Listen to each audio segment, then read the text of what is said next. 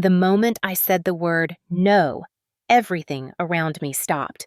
The chandeliers above the ballroom flickered softly as if even the lights were confused that someone like me would dare refuse. 300 guests in glittering gowns and tailored suits stared at me with a mixture of shock and curiosity. I stood on the stage, my breath shaking my hands cold around the pen I was supposed to use to sign the prenuptial agreement. My mother whispered behind me, her voice sharp and controlled. "Sign it. Do not embarrass us." But the paper in front of me was an insult dressed as legality. It stripped me of autonomy, of dignity, of any future claim to respect. It said I was only worthy if I came with silence. I lifted my eyes. Adrian stood beside me, perfect as he always was in public, jaw tight, waiting for me to fall in line. He had not even looked at me tonight, not once checked if I was all right as the press cameras flashed in our faces. He expected obedience. Instead, I set the pen down. No. The microphone picked up my voice and the word echoed across the vast ballroom. Gasps, murmurs, a ripple of disbelief. Adrian blinked slowly, almost amused. Then he stepped toward the podium, grabbed the microphone, and with a calculated smile, he spoke loud enough for every powerful family in the room to hear. "Ladies and gentlemen, I apologize for the interruption. Unfortunately, Elena is not fit to be a Blackwell." His voice was calm, cruel, and final. He looked at me like I was something stuck to the bottom of his shoe. "She lacks the discipline and loyalty required for a family of our stature." My throat tightened. My mother's hand clamped around my wrist nails, digging into my skin. "You will sign it right now," she hissed. "You will fix what you just ruined." I shook my head again, smaller this time, but still firm. "No." She slapped me. Not a warning tap, a full slap that snapped my face to the side. The crowd gasped again. Some whispered, some turned away. Some watched with sick fascination. I tasted the metallic tang of humiliation. My mother stood straight, smoothing her dress, as if the act itself cleansed her of shame. "You are no longer my daughter," she said coldly. "Leave. Now." Adrian stepped aside, allowing security to approach. His new fiancée, a woman I had never seen before tonight, slinked forward in a dress that sparkled like liquid gold. She wrapped an arm around him. "You should go," she said to me, her voice dripping in false sympathy. "You do not belong here anymore." Belong. I had belonged in this world for 27 years. I had trained for it like an athlete trains for a championship. Grace, elegance, obedience, silence. That was what high society demanded, and I had given all of it without question. But tonight, something broke. Or maybe something woke up. I stepped down from the stage, my heels clicking against the marble floor that suddenly felt like ice. Conversations resumed as if brushing me out of existence was as simple as sweeping away dust. Someone whispered, "She is done for." Another voice responded, "Should have known her place." I pushed through the crowd, trying not to crumble, trying not to let the tears waiting behind my eyes fall. When the ballroom door shut behind me, the quiet was violent. The hallway outside was dim, empty, cold. I stood there alone in a pale silver gown that suddenly felt ridiculous, clutching the clutch bag I no longer had access to because my mother had already frozen my accounts. My breath trembled. My hands shook. My life had been dismantled in less than 5 minutes. But under all the fear, humiliation, and panic, one thought pulsed steady in my chest. I had told the truth. For the first time in years, I had chosen myself. I did not know that choosing myself would cost me everything. My home, my safety, my family, my reputation. I did not know that this moment would send me crashing to the very bottom of a world that had raised me. And I certainly did not know that losing everything in this ballroom was the only way I would ever meet the one person who would never treat me like something to be owned or traded. The night I said no was the night my old life died. I thought it was the end. I had no idea it was the beginning. The moment I stepped outside the ballroom, the night air slapped me with a coldness that felt personal, like the world itself had been waiting for this moment to spit me out. My silver gown dragged across the pavement as I walked its hem, picking up dirt and moisture from the city sidewalks. The doorman who had greeted me with warmth only a few hours earlier avoided my gaze completely, as if acknowledging me now might infect him with my disgrace.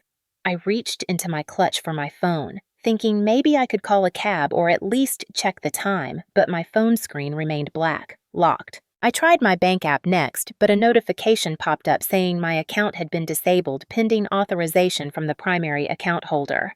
My mother. She had wasted no time. The city felt harsher than I remembered. The streetlights flickered, casting long shadows that stretched across the wet asphalt, and the heels on my shoes wobbled slightly with every step, making me feel even more unstable. I walked without knowing where I was going, my breath fogging in the air like small ghosts escaping from my lungs. A couple passed by me, the woman whispering something into the man's ear. He glanced at me with pity, then with dismissal. I pulled the thin straps of my gown closer around my shoulders, but it did nothing to fight the cold that seeped into my bones. My phone buzzed unexpectedly. Hope rose in my chest for a second. Maybe someone cared. Maybe someone saw what happened and wanted to help. But when I unlocked the notification, it was from my building. Access revoked. My penthouse. The only place I knew. Locked to me. My mother had made sure of that too. I stood in the middle of the sidewalk, cars rushing past me like I was invisible. One horn blared as a driver rolled down his window and yelled something crude about my dress, laughing as he sped off. I swallowed hard, the humiliation burning hotter than the cold. I walked until the skyscrapers turned into smaller buildings and the glitter of the upper city faded behind me. My feet throbbed from the heels, so I slipped them off, holding them in my hand. The pavement was cold against my bare feet, but at least I did not feel like I would fall anymore. Rain started suddenly. Not a drizzle, not a sprinkle, but the kind of rain that soaked through fabric in seconds. It plastered my gown to my skin, turning the delicate silver into a sad, heavy weight. My hair clung to my face, and water dripped into my eyes, making the city blur into streaks of light and darkness. I spotted a convenience store with a bright neon sign and hurried inside, shivering. The clerk behind the counter looked up, stared at me for a long moment, and then frowned. "You okay?" he asked, though his tone suggested he hoped the answer was yes, so he would not have to deal with me. I forced a nod and grabbed a small bottle of water and a pack of crackers. My stomach had been twisting since the ballroom, but I was not sure if it was hunger or heartbreak. When I reached the counter, the clerk scanned the items and said the total. I opened my clutch again, knowing already what I would find. One single dollar bill. Everything else was a frozen card or a dead phone. I whispered, "Give me 1 second. Maybe my phone has enough battery to use tap to pay." I tried. Payment failed. I tried again. Failed. The clerk rolled his eyes. "Look, lady, if you cannot pay, just put it back." Heat rushed up my neck. I whispered, "It is just $1 short." "Can I come back tomorrow and pay the difference?" He laughed an ugly, sharp sound. "Sure. And maybe tomorrow I will wake up as the King of England. Put it back." "Please," I murmured. "I am just having a rough night." Before I could finish, he snatched the items from the counter, tossed them aside, and waved me away. I stepped outside again, the rain now a steady curtain. My stomach growled loudly, echoing in the empty street. I wrapped my arms around myself and walked until I found a bus stop. The small plexiglass shelter blocked some of the rain, but the wind still cut through everything I wore. I sank onto the cold metal bench, hugging my knees to my chest. "This is really happening," I whispered into the darkness. My teeth chattered, my body shaking uncontrollably. Cars passed by their headlights bright for a moment before disappearing. No one stopped. No one looked twice. The world had moved on from me as quickly as it had turned on me. I leaned my head against the cold glass wall, listening to the rain hammer against it. I no longer had a home, no money, no car, no family, and no idea who I was now that everything that used to define me had been stripped away. Yet somewhere deep inside the ache and the fear, there was a faint whisper of something else. Maybe this was the beginning of something I could not see yet. But at that moment, I felt like the world had spat me out onto the pavement, daring me to get up. I was still shaking when I finally stood and took a step forward, unaware that the next place I dragged myself into would change my life forever. By the time I stumbled into the old bar on Riverbend Street, my dress was soaked, my hair was dripping, and my pride felt like it had been scraped raw against the pavement. The wooden door creaked loudly as I pushed it open, and warm air wrapped around me like a blanket I did not deserve. The bar was dim lit mostly by amber lamps and the low glow of a jukebox in the corner. It smelled like worn leather-aged whiskey and something comforting that loosened the tight knot in my chest. A few heads turned when I walked in, but instead of the polished judgment I had endured all night, these people looked at me the way you look at someone who has clearly been hit by life. No curiosity, no gossip, just quiet awareness. I walked toward the counter, but before I reached it, the bartender gave me a look that told me I did not fit the price range of anything he served. I instinctively reached into my clutch, already knowing the truth. I did not have money for water, let alone whiskey. My shoulders sagged. I turned to leave. That was when I heard his voice. "You can put it on my tab." The bartender glanced past me, then shrugged and nodded. I turned around. He was sitting in this corner booth, half hidden in shadow, wearing a dark jacket that looked years old and boots that had seen more pavement than privilege. His hair was slightly messy, his face unshaven, but his posture was relaxed, as though nothing in the world could shake him. Not even the collapse of someone like me. He tilted his head slightly, and in the dim light I saw his eyes clearly for the first time. Warm, steady, a kind of quiet that held its own gravity. I did not recognize him. He was not part of my world, not part of the circles that knew my last name. He was no one, and yet he was the only person who had looked at me tonight without contempt. I walked toward him slowly. "Are you sure I asked?" He nodded once.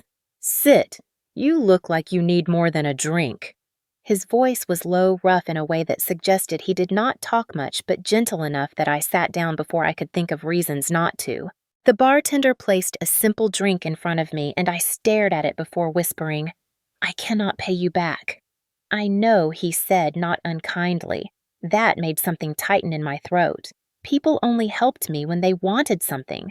They wanted influence access approval from my family. But this stranger looked at me like I did not owe him anything. Like I did not need to prove anything. I wrapped my hands around the glass, letting the warmth seep into my frozen fingers.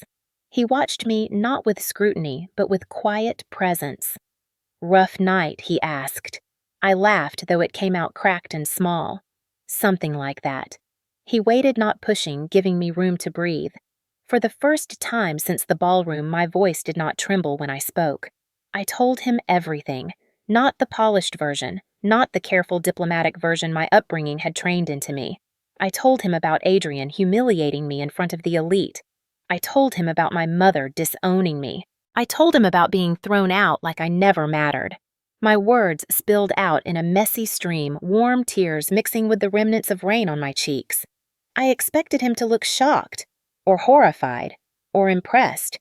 But he just listened, leaning back slightly, his expression steady. When I finally finished, he let out a slow breath. Then he said the one thing no one had ever said to me. "You did the right thing." The words hung in the air like a lifeline. I blinked at him. "What?" "Sometimes saying no is the bravest thing someone can do," he said. "And it sounds like you have been saying yes to people who never deserved it." A single tear slipped down my cheek before I could stop it. I wiped it away quickly, embarrassed. "Sorry," I muttered. "I do not usually cry in front of strangers." He gave a soft, almost smile. "Maybe that is why you are finally letting it out." I looked at him then. Really looked. His clothes were worn, his hands rough, his boots scuffed. Everything about him said he lived a simple life, a hard one maybe, but not a shallow one. "What is your name?" I asked. "Aiden," he said. "You, Elena." His eyes softened a bit at that. "Pretty name." A warmth fluttered in my chest, gentle and unexpected. We sat in silence for a minute, the kind of silence that felt strangely full instead of empty. Then I heard myself say, "If you knew everything I just told you, why did you help me?" He shrugged slightly. Because you looked like you needed someone to be decent. That answer hit deeper than anything else he had said. I stared at him, my thoughts unraveling. My whole life had been dictated by people who did things for gain. Aiden was the first person who had done something for me without wanting anything in return. I felt something bold and reckless rise in me. Maybe it was exhaustion. Maybe it was the alcohol warming my veins. Maybe it was the pain. Or maybe it was the first moment since sunset that I felt like I could choose something for myself. I took a breath. Aiden. Yeah. Do you want to marry me? The question landed between us like a spark in the dark, absurd and wild, but undeniably real. Aiden did not laugh. He did not choke on his drink. He just looked at me with that same steady calm and said, "If it will keep you standing tonight, then yes."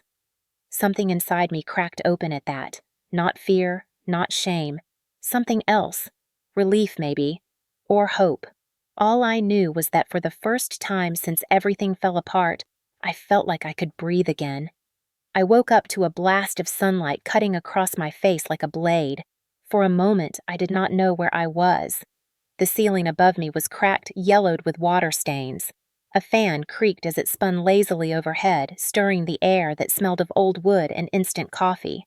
Then a sharper awareness hit me. The couch beneath me was not mine. The blanket draped over me was not silk. And the cheap ring on my finger definitely was not the one Adrian had chosen. My heart lurched. I pushed myself upright so fast the blanket slid to the floor. The room spun slightly before settling into view. A tiny apartment living room, a scratched coffee table, a stack of old books, a pair of worn boots by the door, and in the kitchen, humming softly to himself, as if everything about this morning was normal, was Aiden. He stood barefoot wearing only sweatpants and an old shirt with the sleeves pushed up. The sunlight hit his profile, outlining the sharp line of his jaw, the quiet steadiness in his movements. He glanced over his shoulder when he heard me sit up. "Morning," he said, as if we were two people waking up after a perfectly reasonable night. I stared at him. My voice came out as a squeak. "Did we actually get married?" Aiden flipped the pancake in the pan with an ease that irritated me because nothing about this moment was easy. "We did," he said, "Chapel on Fifth, lawn. You insisted." My jaw dropped. "I insisted. You were very determined," he said, amusement tugging at his mouth. "Something about needing to claim your own fate for once." I groaned and covered my face with both hands. Oh, my God. Oh, my God. I married a stranger with a tiny kitchen and a sofa that tried to break my spine, a stranger who had paid for my drink because I could not afford $1. A stranger who was now making pancakes like this was the most ordinary morning of his life. Aiden slid a plate onto the counter. "Breakfast helps with panic." I blinked at him between my fingers. "How calm are you right now?" I asked. "Because I am at a solid 90% meltdown. Maybe 95. Aiden leaned his hip against the counter, folding his arms. "I am calm enough for both of us." I let out a strangled sound that might have been a laugh or a sob. I was not sure anymore. He nodded toward the plate. "Eat. We can talk after." I picked up the fork because my body apparently remembered hunger even though my brain was still screaming. The first bite was warm, soft, buttery. Completely unfair. People who made pancakes like this did not deserve to be strangers. After a few minutes, Aiden sat down on the edge of the coffee table across from me. "Elena," he said gently, "you do not owe me anything. You do not have to stay married to me. You do not have to explain anything. Last night was a storm. You reached for something steady. I happened to be there." The sincerity in his voice hit me like another slap of cold rain. I swallowed my throat tight. "So, you are not expecting anything. Not expecting me to—" I gestured vaguely, unable to finish the sentence. Aiden shook his head. "This marriage is just paper until you decide otherwise. You are safe here." My eyes burned again. It was humiliating how easily tears came to me now. But there was something in the way he said safe that made my entire ribcage loosen. No one had ever cared whether I felt safe. Not Adrian with his strategically planned affection. Not my mother with her cold ambitions. Not any of the people who had circled my life like vultures around money. But this man who had nothing offered me safety without asking for anything in return. A small broken laugh slipped from me. "I do not even know your middle name," I said. "Do you even have one?" Maybe he said with a little shrug. "Maybe not." I rolled my eyes despite myself. "You cannot just be mysterious this early in the morning. It is rude." Aiden smirked, and I felt the tiniest spark of warmth in my chest. I ate another few bites, letting my nerves settle enough that my mind could finally form linear thoughts instead of panicked spirals. "What happens now?" I asked. "You tell me," he said. "It is your life that exploded, not mine." The words were simple, but they carried a weight I felt in my bones. For the first time, someone was not trying to steer me, or direct me, or force me. He was waiting for me to choose. I exhaled slowly, leaning back into the worn couch. I cannot go home. My family locked me out. My cards are frozen. My reputation is destroyed. I paused. My voice shrank. I do not have anywhere else to go. Aiden nodded as if he had expected that. "You can stay here until you figure things out." The apartment was barely big enough for one person, let alone two, but he offered it like it was a mansion. "Why?" I whispered. "Why are you being kind to me?" Aiden looked at me for a long moment, his expression unreadable but warm. "Because I know what it feels like to lose everything in one night," he said quietly. Something in his eyes flickered deep and old, and for a moment I sensed a shadow behind his calm. A shadow big enough to swallow someone whole, but before I could ask, he stood and picked up our plates. "Eat more. Rest. Panic later." I let out a weak laugh. "That is not how panic works," I muttered. "Sure it is." "I say so." A strange comfort washed over me. This ridiculous, impossible, insane situation felt less terrifying with him in it. When he turned his back to wash the dishes, I caught my reflection in the window. Wet hair, puffy eyes, broken dignity, cheap ring. But for the first time since the ballroom, I did not look like a woman falling apart. I looked like someone who might survive. When Aiden finished the dishes, he wiped his hands on a towel and turned to me. "Elena, whatever happens next, you will not face it alone." My breath caught. He said it so simply, so easily, like a promise. A promise I had never heard from anyone in my life. And against all logic, all fear, all reason, I believed him. I never realized how loud a cheap apartment could be until that first morning when the neighbors slammed their doors and a dog barked nonstop through the paper-thin walls. I lay on the couch, clutching the blanket to my chest, listening to the chaos outside the window, and wondering how I had gone from marble floors and crystal chandeliers to this. Aiden walked past me, buttoning his shirt with one hand and holding a mug of coffee in the other. "You should get dressed," he said. "We need groceries." I blinked. "Groceries like walking into a store and buying things?" He raised an eyebrow. "Yes, Elena. Food. The thing humans eat." I glared at him, but he only smirked, sipping his coffee. I pulled myself up from the couch and rummaged through the small bag of belongings I had left after losing everything. The dress from last night was still damp from the storm. Aiden tossed a soft, oversized hoodie onto my lap. "Wear that." I looked at it. It was gray and worn and absolutely not designed for someone who used to attend charity galas. I sighed and put it on. It smelled faintly of cedar and something warm I could not name. The grocery store was a 10-minute walk from the apartment. 10 minutes during which I received more curious glances from strangers than I had in my entire life combined. In my old world, people pretended not to stare. Out here, they did not care who you used to be. They only saw what you were right now. A broke woman in a borrowed hoodie. Aiden moved confidently, grabbing a basket as soon as we stepped inside. I followed him careful to avoid bumping into the displays. He grabbed a carton of eggs. The cheapest option. My eyebrows rose. I used to buy eggs that cost more than a dinner for two. Now we were comparing prices printed on yellow sale tags. We need to stick to a budget, he said, placing the eggs in the basket. What budget? He pulled a crumpled piece of paper from his pocket and handed it to me. My eyes widened. You made a list? And a budget? Aiden shrugged. You have no money. I do not have much. Budgeting matters. I felt heat rise in my cheeks. I am not useless, I snapped. I just never had to think about money like this. His expression softened just a little. I know. That is why we start small. I followed him to the produce section where he weighed apples and frowned when the price went above a few dollars. My hands tightened around the basket. This was humiliating, humbling, and strangely grounding. When we reached the pasta aisle, I grabbed a brand I recognized, something I used to eat with truffle sauce at private dinners. Aiden gently plucked it from my hands and put it back. No, he said. Too expensive. It was $4. He handed me a 99-cent version. This is the one we can afford. I stared at the box, then at him. I never thought I would see the day when $4 was too much for pasta.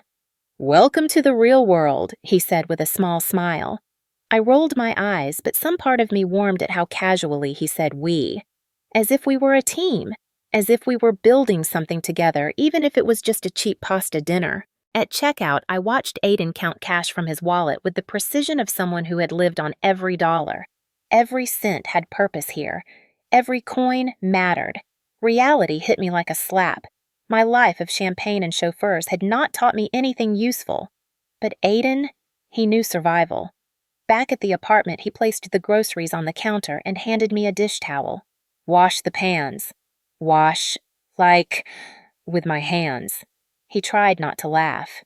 Yes, Elena, that is how washing dishes works. I narrowed my eyes at him but turned on the water. Soap squirted onto my fingers and slipped out of my hands. The sink filled too fast. I dropped a spoon and splashed water onto my shirt. This is ridiculous, I grumbled. How do people do this every day? By not overthinking it, he said from behind me. My elbow bumped the faucet, sending a cold spray up my arm. I shrieked and jumped back. Aiden burst out laughing, leaning against the doorframe. You are enjoying this, I accused. I really am, he said, but he stepped forward, turned off the faucet, and took the pan from my hands. It is fine, I will finish. No, I said quickly, surprising even myself. I want to learn. His eyebrows lifted. You sure? Because your current technique involves soaking everything except the dishes. I shot him a glare, but there was no anger in it, only embarrassment, and something like gratitude. Teach me, I said quietly. Aiden studied me for a moment. His eyes were warm, even gentle. Then he handed the pan back. Okay, first slow down.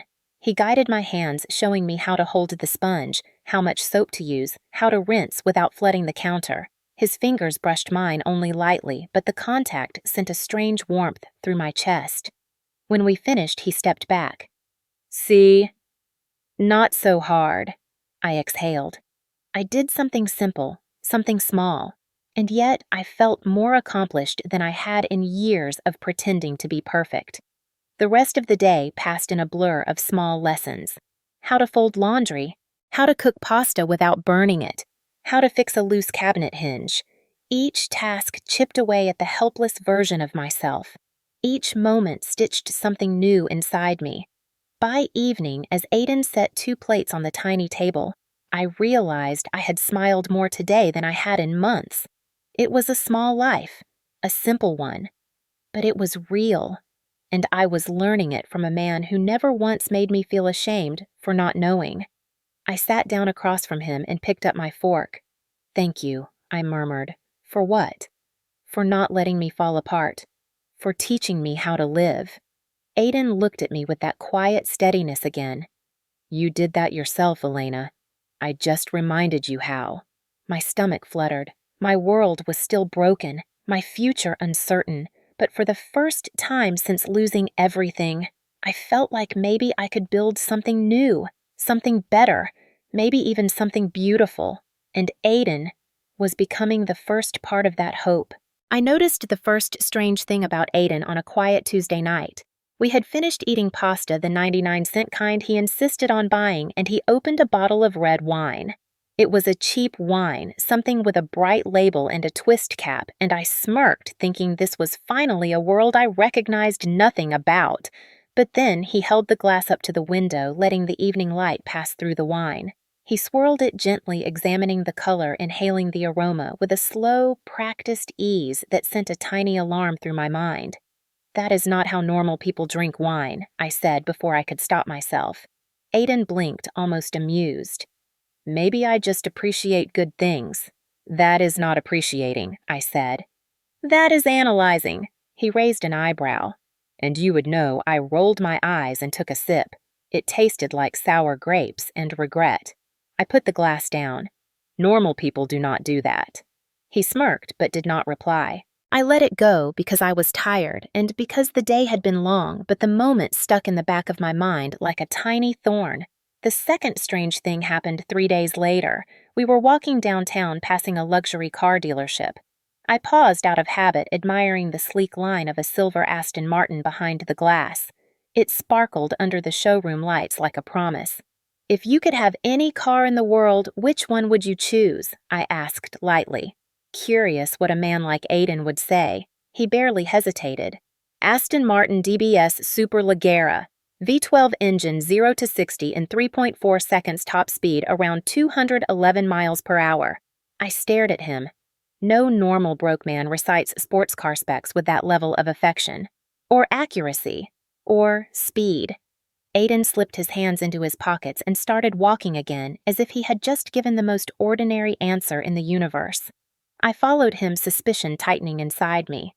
The third thing happened the next morning. I woke up early and heard music drifting from the living room. Soft, smooth, perfect. When I turned the corner, I saw him sitting at the small upright piano pushed against the wall, his fingers moving with the grace and precision of someone who had been trained for years. Not a hobbyist, not a casual learner. Someone polished, someone refined, someone expensive. I stood there stunned. People who grew up scraping dollars together did not play piano like that. But I did not interrupt. I watched. And for the first time, I saw something in him that he usually kept locked away. Sadness. Not a loud kind, not the crying kind. A quiet, settling sadness like dust that never fully lifts. When he finished, he looked up startled to see me. "Could not sleep," he asked. I swallowed. "Where did you learn that?" Aiden shrugged, but it was a too casual shrug. Around. Around where?" He laughed under his breath. "Elena, you ask too many questions for 7 in the morning, and you have too many answers that are not answers," I countered. He stopped. The laugh faded from his face. For a second, I thought he might finally tell me something real. But then he shook his head and stood. "Breakfast?" he asked. The conversation vanished into thin air again. That night, I lay awake on the couch, staring at the ceiling. I replayed every detail. The wine, the car knowledge, the piano, the way he carried himself even in a poor man's jacket, as if he had not always lived in places like this. As if he belonged somewhere else, somewhere bigger, somewhere richer. But the most bizarre moment came a week later. We were walking through the park when a couple of tourists struggled with directions. I waited, expecting Aiden to keep walking, but instead he stepped forward. He spoke to them in perfect accented French. Perfect. Not Duolingo French. Not tourist French.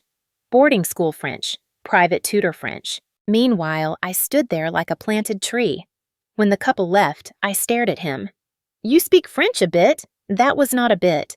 He smiled the kind of soft, frustrating smile that hid more than it revealed. "Why do you know so many things?" I blurted. Aiden slowed his pace. "Because I lived many lives," he said quietly. "Lives I do not want anymore." A cold breeze rustled the leaves above us as his words settled heavy inside me. Many lives, past tense. Something in his tone made my chest tighten. "What happened to you?" I whispered. He did not answer. He just kept walking until the question dissolved in the wind. That night, as he fixed a loose hinge on the cabinet, I watched him carefully. He moved with the skill of someone who used to own tools far more expensive than this apartment deserved. "Elena," he said suddenly without turning around. Why are you staring at me like I am hiding a body? I swallowed. Because you are hiding something. He paused, the screwdriver stilled in his hand, and for a moment I thought he would finally tell me. But he only tightened the hinge, stood up, and said, Everyone hides something. It is part of surviving. I crossed my arms. That is not an answer. He walked past me, brushing my shoulder lightly. Neither is the question. I wanted to scream. Instead, I followed him into the kitchen, frustration simmering beneath my ribs. Who are you, Aiden? He turned to look at me. Really look. His eyes were steady, deep, and there was something in them I had not noticed before. Fear, not of me, of himself. One day he said softly, You will understand. Then he added, almost under his breath, and I hope it does not make you run. A chill ran down my spine. I opened my mouth to demand more, but he stepped away, ending the conversation. And for the rest of the night, I sat awake on the couch, listening to the sound of him breathing from the other room, wondering who I was really married to. A poor man, a gentle man, a man who cooked cheap pasta and read labels at the grocery store, but also a man who swirled wine like a sommelier, played piano like a virtuoso, spoke French like a diplomat, and knew luxury like someone who used to live inside it. A man wearing the life of a stranger. A man with secrets in his eyes. A man who felt like a puzzle I was finally brave enough to solve. By the end of the week, I had grown comfortable enough with the grocery store to walk its aisles without clinging to Aiden like a lost child. I still hated how bright the overhead lights were and how the linoleum squeaked under my shoes, but at least I no longer panicked when comparing 2 cans of beans and wondering why one cost 30 cents more. Aiden pushed the cart while I scanned a shelf of cereal boxes, trying to decide between something sugary and something cheap. I reached for the cheaper one just as a familiar voice sliced through the air. Well, if it isn't the runaway bride. My hand froze midair. The box slipped from my fingers and hit the floor with a hollow thud. I turned slowly, dreading what I already knew. Adrian, and not alone. On his arm, like a perfectly applied accessory, was Serena Vale, the socialite who had replaced me in the engagement announcement my mother had probably already approved. Serena's smile was the kind that could cut skin. Adrian's was worse. His eyes traveled from my cheap hoodie to my $10 sneakers. The disgust on his face was so blatant it almost made me laugh. Almost. I swallowed. What are you doing here? Adrian looked around dramatically. Buying groceries. What are you doing here? Playing poor. Serena laughed softly. Her laugh always sounded like the clink of a fake diamond. I clenched my jaw. Aiden appeared at my side before I could respond. He did not touch me. He simply stood there like a shield I did not have to ask for. Adrian's eyebrows lifted as he looked at him. And this must be your date, husband, I said flatly. Serena choked on her own breath. Adrian blinked twice before regaining his smirk. I see. Upgraded to... What exactly? Aiden glanced at Adrian's designer suit, then at the overpriced watch peeking from his sleeve. He did not look impressed. I am someone who does not leave women crying on ballroom floors, Aiden said calmly. Adrian's smirk faltered. Only slightly. The blow had landed. Serena squeezed Adrian's arm tighter like she needed reassurance he still belonged to her. Adrian straightened his posture. Let's be honest, Elena. You were never meant for my world. You proved that the moment you walked out. My hands curled into fists. I walked out because you humiliated me. Really? Adrian tilted his head. Or because you finally realized you were never enough. Before I could respond, Aiden stepped forward just half an inch. His voice low but razor sharp. Funny. People who are enough do not need to tear others down to feel taller. Adrian's jaw tightened. He looked at Aiden's old jacket, the frayed sleeve, the worn fabric. Or maybe you are just delusional. Serena chimed in her eyes, raking over Aiden as if he were dirt under her manicure. Does he even have a job? I felt heat rise in my chest. Aiden remained steady, his posture loose, relaxed. A man who did not need validation. a man who did not need wealth to assert worth. But Adrian kept pushing. "So, what do you do exactly?" he asked Aiden with a condescending tilt of his chin. "Let me guess. Construction. Maybe retail." Aiden smiled, a slow, knowing, devastating smile that had frozen me once before.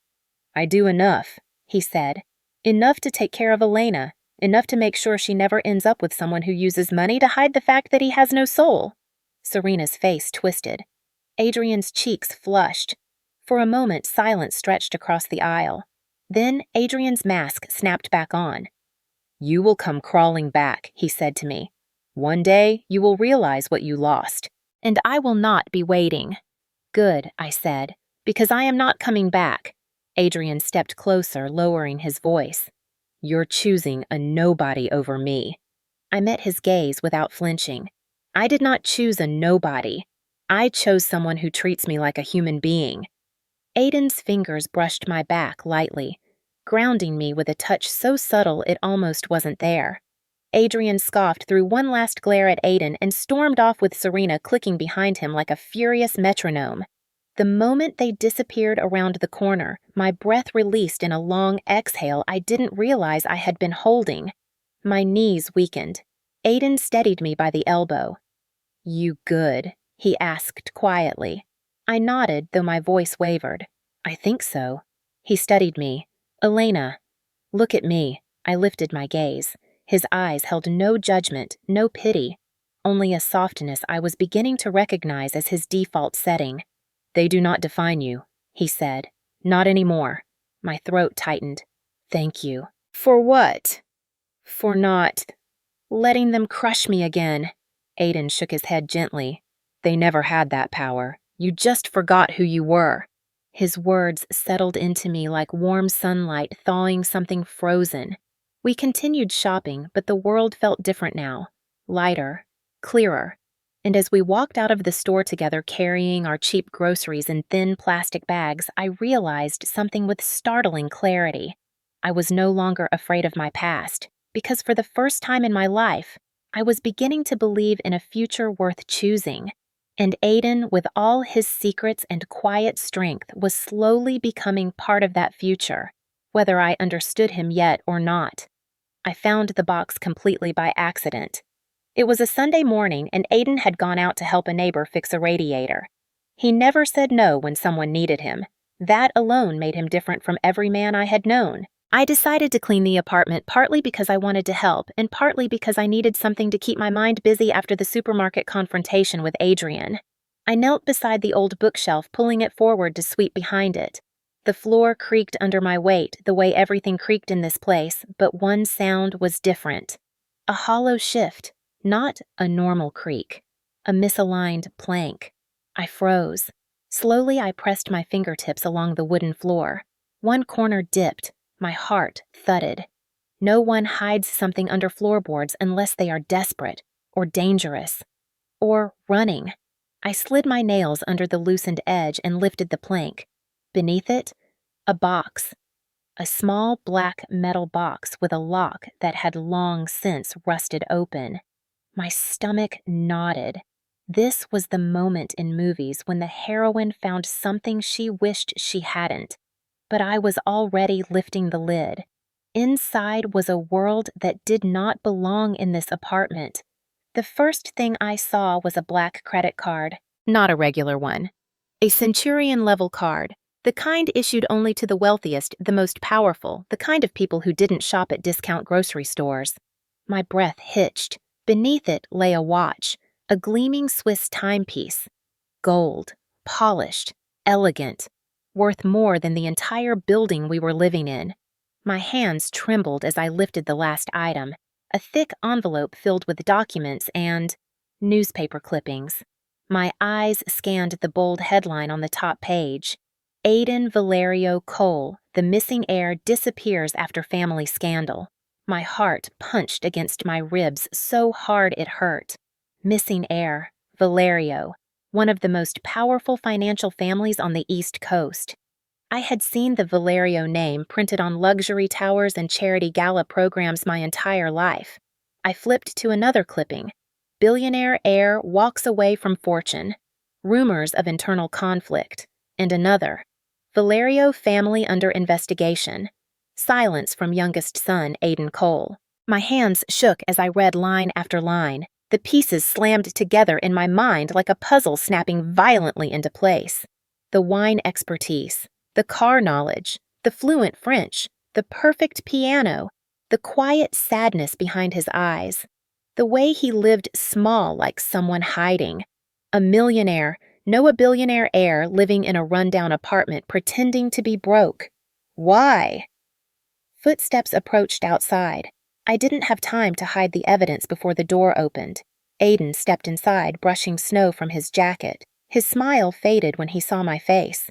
Then it disappeared entirely when he saw the open floorboard and the box in my hands. "Elena," he said softly. But the softness wasn't calm. It was dread. I lifted the newspaper clipping with shaking fingers. "Who are you?"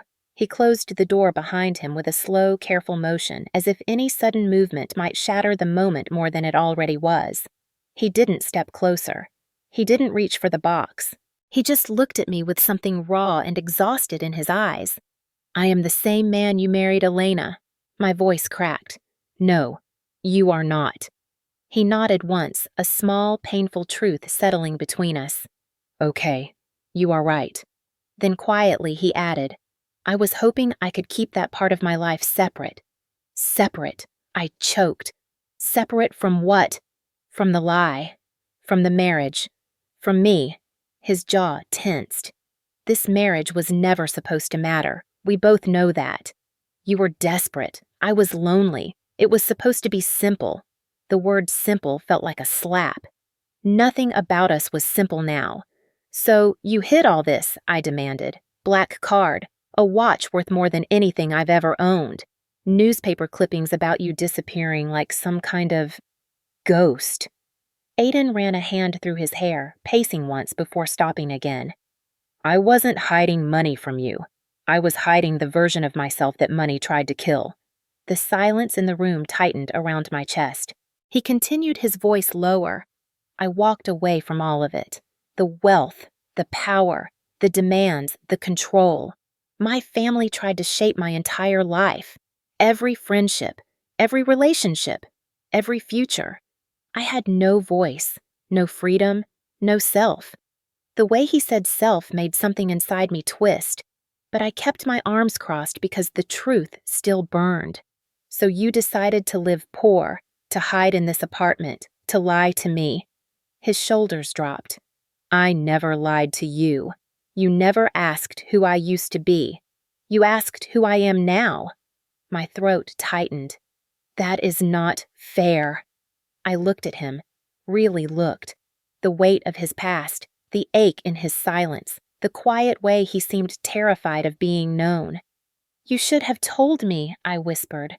"I was scared to." "Scared of what?" "Scared you would only love the version of me with money," he said quietly. "The one everyone else wanted." My breath faltered. I am not everyone else. I know. And that is what terrified me most. His voice broke slightly. "Elena, you are the first person who sees me. Not the bank account, not the last name, not the heir. Me. And I was terrified of losing that." My anger cracked down the middle, but betrayal still throbbed. I closed the box slowly, hands still shaking. "You should have trusted me." He nodded, swallowing hard. "I know. I am sorry." I stepped back. "I need time." Aiden didn't argue, didn't beg, didn't defend himself. He simply whispered, "Take all the time you need." And in that moment, the space between us felt wider than the entire world. I barely slept that night. Every time I closed my eyes, the box under the floorboard flashed before me like a warning sign I had ignored for too long. The black card, the watch, the clippings, the truth. I kept asking myself a question that hurt more than I wanted to admit. Did he ever actually trust me? When morning finally came, the apartment felt smaller than ever. Aiden sat at the tiny table, hands wrapped around a mug of coffee he wasn't drinking. He looked exhausted, like he had been awake just as long as I had. "Elena, he said softly when I stepped into the room. "We need to talk." My chest tightened. I don't know what to say. He nodded slowly. "Then, let me start." He stood, taking 2 hesitant steps toward me. Not close enough to touch, just close enough to try. I should have told you everything he said. I should have trusted you with the truth, but I didn't. And I am sorry. I crossed my arms, not because I was cold, but because if I didn't hold myself together, I might fall apart. Why didn't you? His breath left him in a tired sigh. Because I needed to know someone could love me without the money, without the name, without the noise. My voice cracked.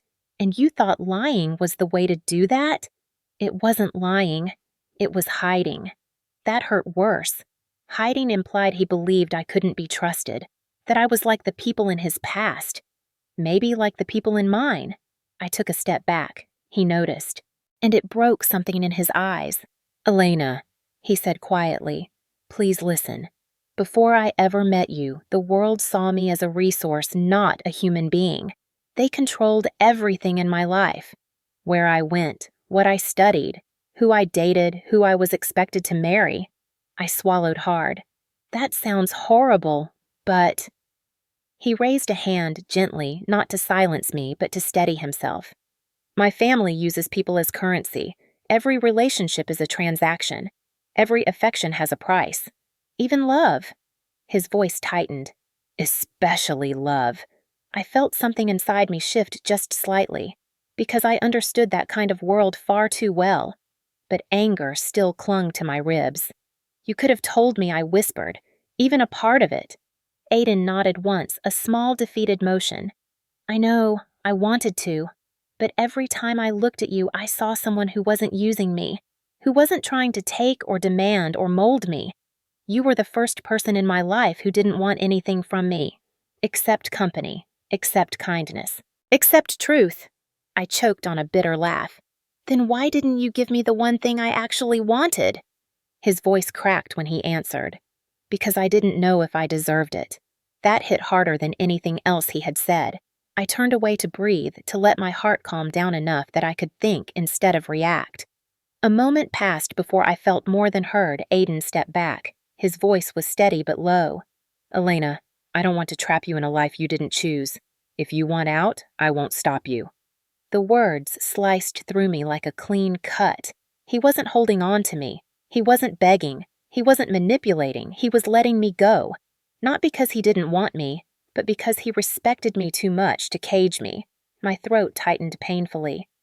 "You're leaving?" I whispered. "Only if you want space," he said. "I'll stay with a friend.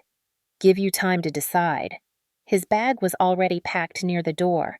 It felt like a punch. "You were going to leave without telling me?" I asked, my voice brittle. "No." He shook his head. "I was waiting for you to wake up. But I didn't want to assume you still wanted me here." My eyes stung. The man in front of me, the billionaire heir hiding in a run-down apartment, looked nothing like the ruthless rich men I'd grown up around. He looked terrified. Genuine. Human. Vulnerable. And it was that vulnerability that made my heart twist hardest. "How long have you been planning to disappear?" I whispered. He hesitated. "Honestly, since the night we married. Because I knew eventually this moment would come. The truth always catches up." I felt something inside me fracture.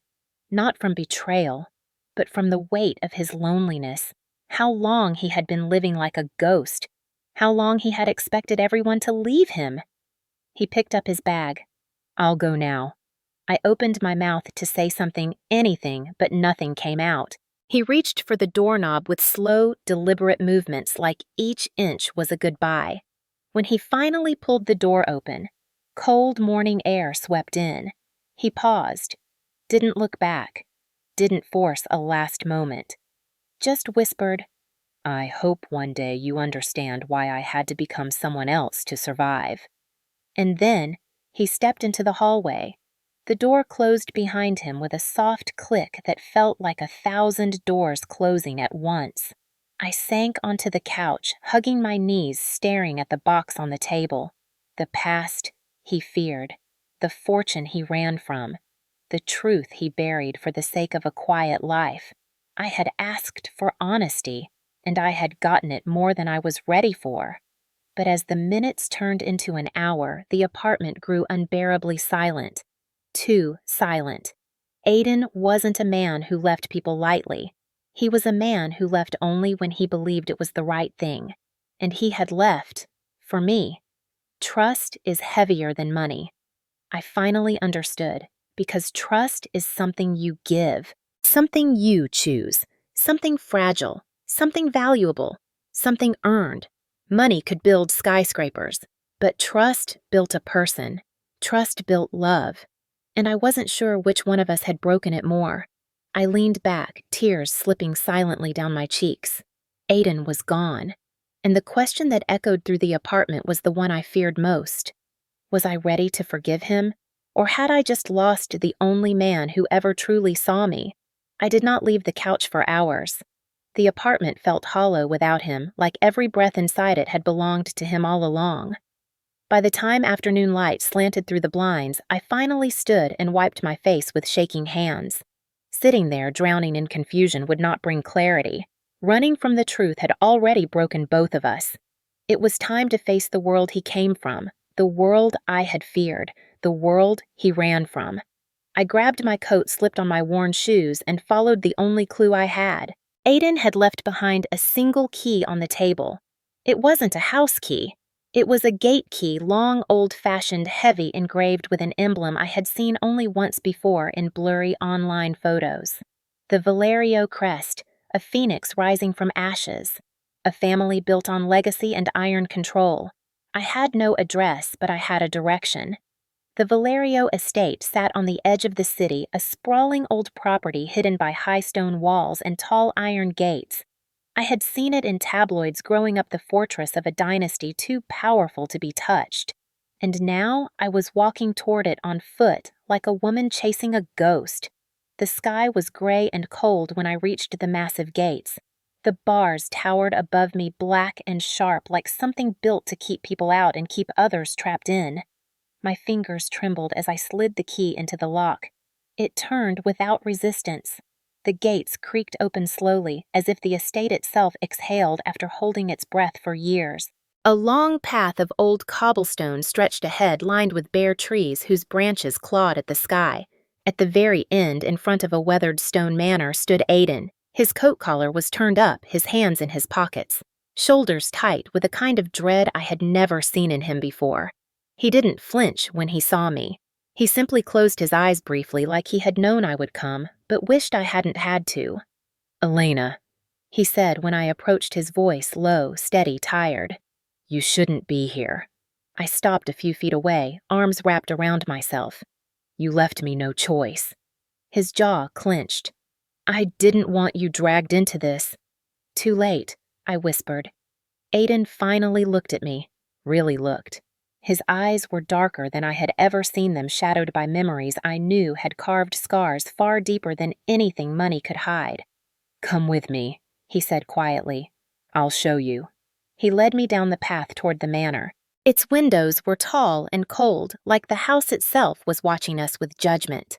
Inside, the air smelled of dust and old wood, of a life paused and abandoned. Family portraits lined the hallway. Stern faces, cold eyes. Men and women who looked like they had been carved from marble, not born from love. Aiden stopped at one particular portrait, a man in a dark suit with the same striking jawline as Aiden, but none of his warmth. "My father," he said simply. "He built an empire from stone discipline and fear." I swallowed. "He looks harsh." "That is an understatement," Aiden replied dryly. He pointed to the woman beside the man. "My mother. Beautiful, elegant, always composed, and completely trapped. She died when I was 16. The grief in his voice was a soft, dull ache. I reached for his hand before I even realized I had done it. He let me take it, but didn't squeeze back. "There is more," he said quietly, and led me through another corridor to a locked door. He unlocked it with a small silver key from his pocket. Inside was a study filled with shelves of leather-bound ledgers, business plans, investment proposals, family contracts. But what caught my eye were the files stacked on a desk.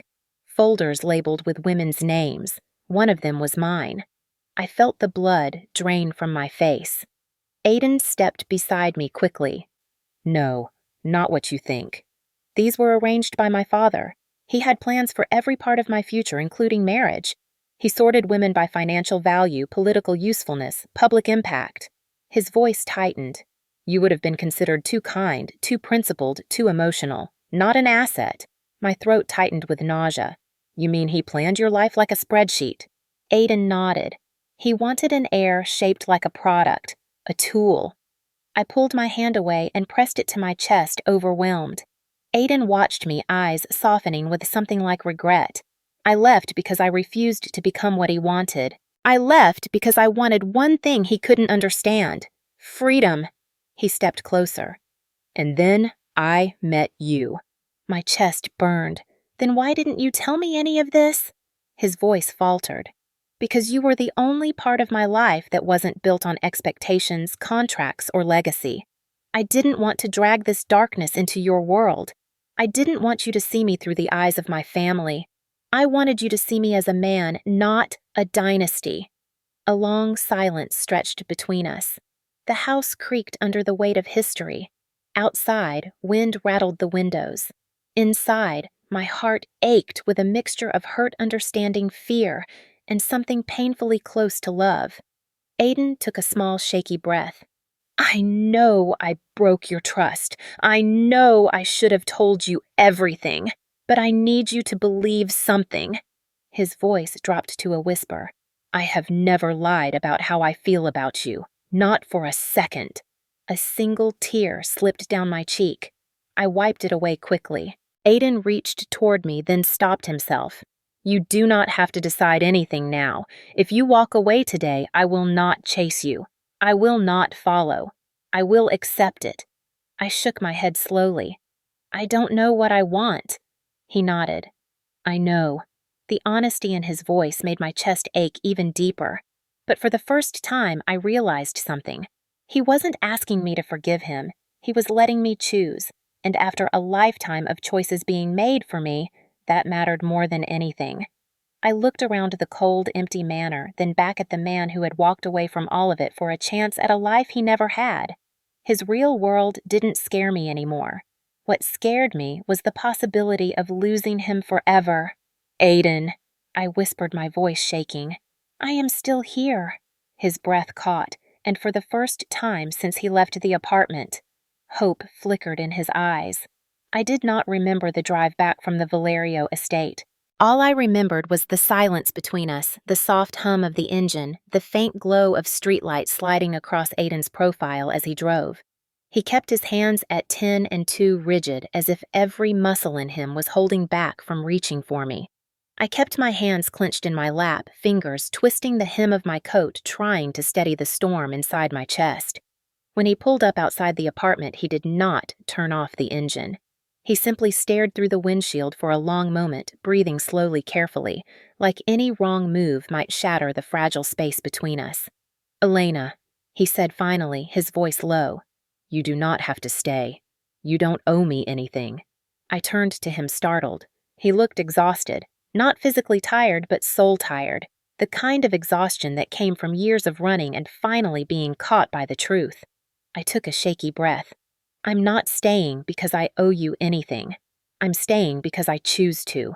His jaw clenched, a flicker of emotion crossing his face so quickly it was gone before I could name it. He nodded once as if absorbing the words, then stepped out of the car and walked into the building without looking back, giving me space, giving me air, giving me the choice he never had growing up. But when I opened our apartment door, everything stopped. Candlelight glowed softly from the kitchen to the living room, warm golden circles dancing on the walls. The old sofa had been cleared and draped with a clean white throw. A record player in the corner played a slow piano melody, something nostalgic and aching, like the kind of song that knew how to hold heartbreak gently. And in the very center of the room was Aiden. He wasn't wearing anything elaborate, just a simple black shirt sleeves rolled collar open.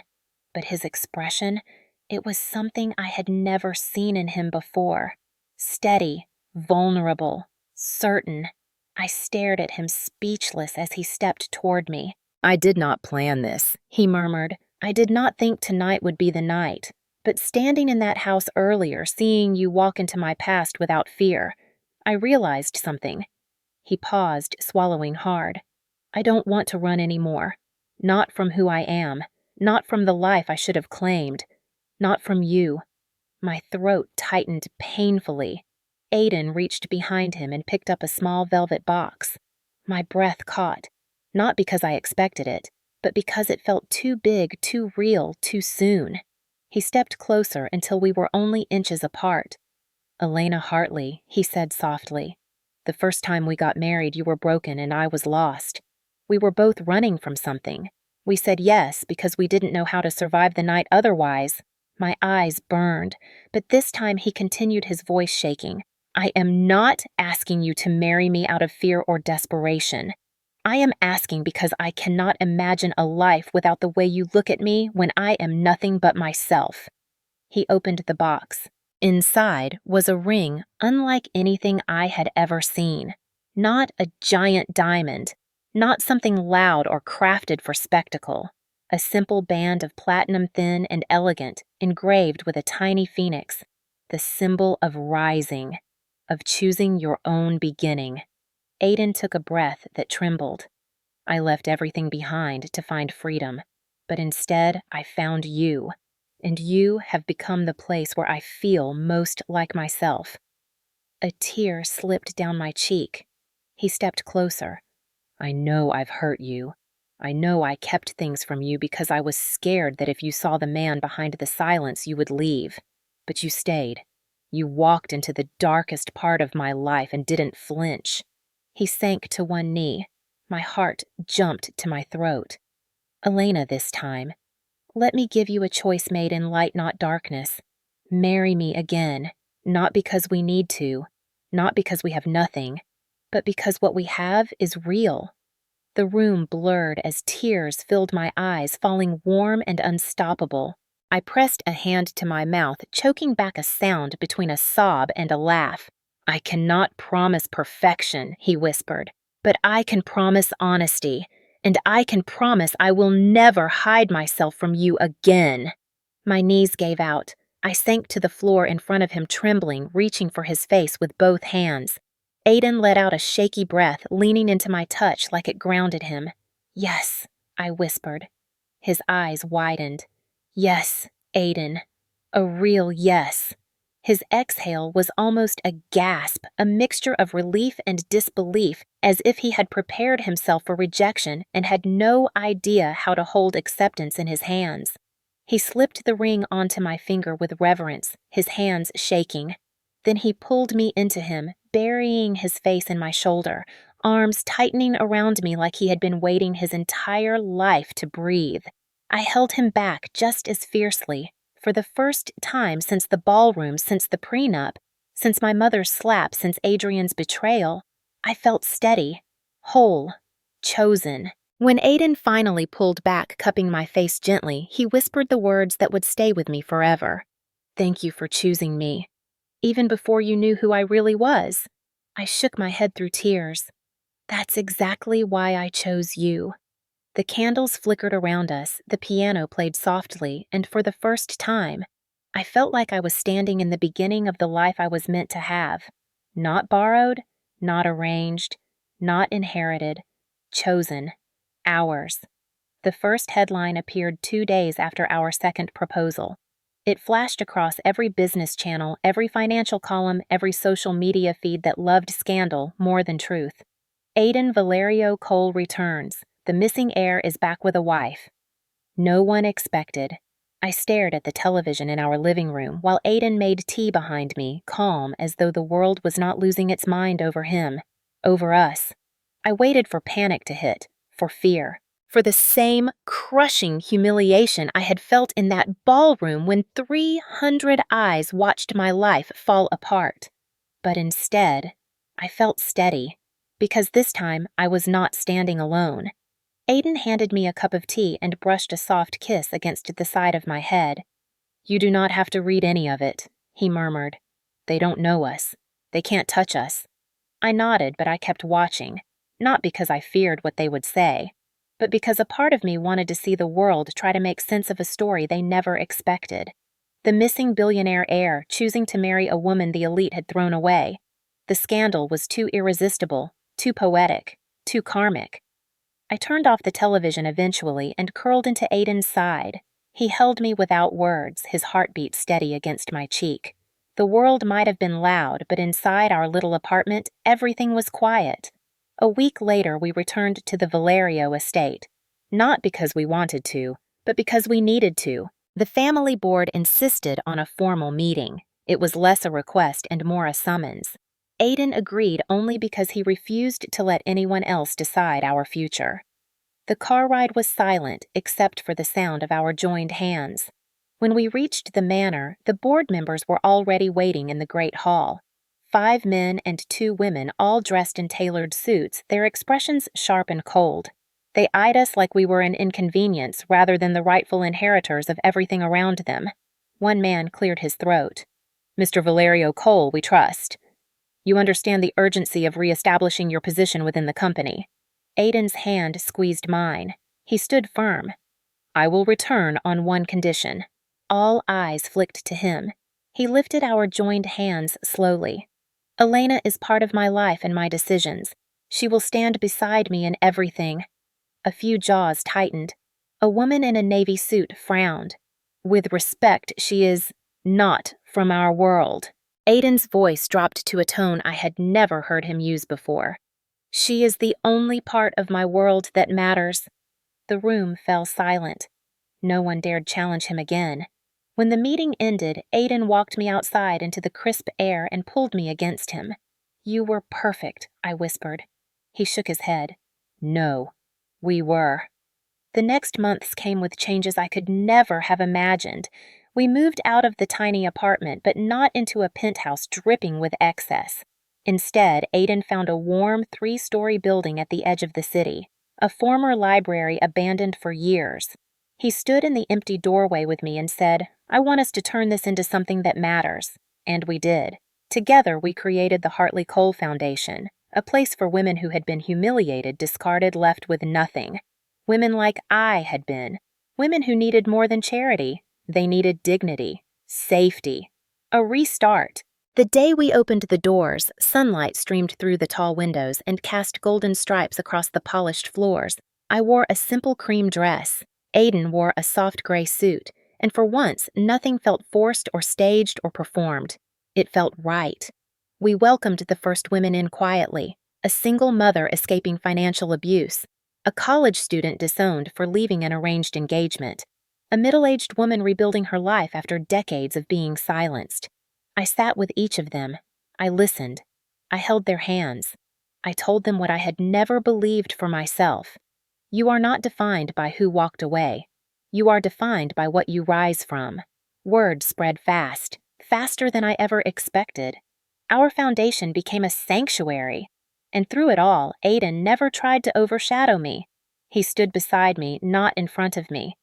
One night, months later, we hosted a small charity gala inside the renovated library. Warm lights strung across wooden beams, musicians played soft jazz. Guests mingled with grace rather than arrogance. And as I greeted donors near the entrance, I saw 2 familiar figures freeze in the doorway. Adrian and my mother.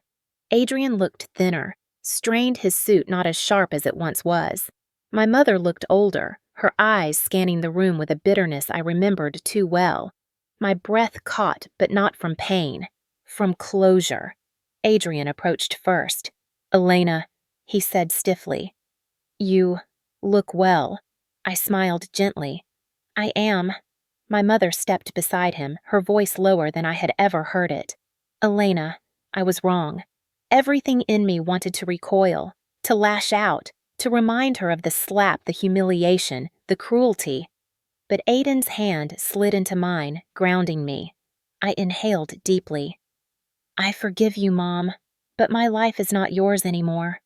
Her eyes shimmered with something like regret. She nodded once and stepped back. Adrian lingered jaw tight. "I shouldn't have let you go," he muttered. "You were the best thing that ever happened to me." I met his gaze calmly. Losing me was the best thing that ever happened to me, too. His face fell. He turned and walked away without another word. The moment he disappeared, it felt like the final string tethering me to my past snapped clean. Aiden pulled me close, smiling into my hair. "You handled that beautifully." I leaned into him. "Because I have everything I ever needed now." Our daughter was born a year later. We named her Leora, meaning my light. When Aiden held her in his arms for the first time, tears fell down his face silently. I watched them both and felt a peace I had never known. I did not win because I sought revenge. I won because I chose a life built on truth, love, dignity, and the strength to walk away from anything that tried to break me. As I held my daughter, feeling her tiny heartbeat against mine, I whispered the words that had carried me from the ballroom to this moment. I was never meant to return to the world that threw me away. I was meant to build a better one, and I did. Before you scroll away or let the next video autoplay, I want you to take a breath with me right here, right now. Because if you followed Elena's journey from the ballroom where her world shattered to the quiet moment where she finally held a life she built with her own hands, then you already know this story is not just fiction. It is a mirror, a reflection of every woman and every man who has ever been told they were not enough. A reminder that the world can spit you out, strip you down, and still fail to break the part of you that was meant to rise. And if you are watching this, maybe some part of you knows exactly what that feels like.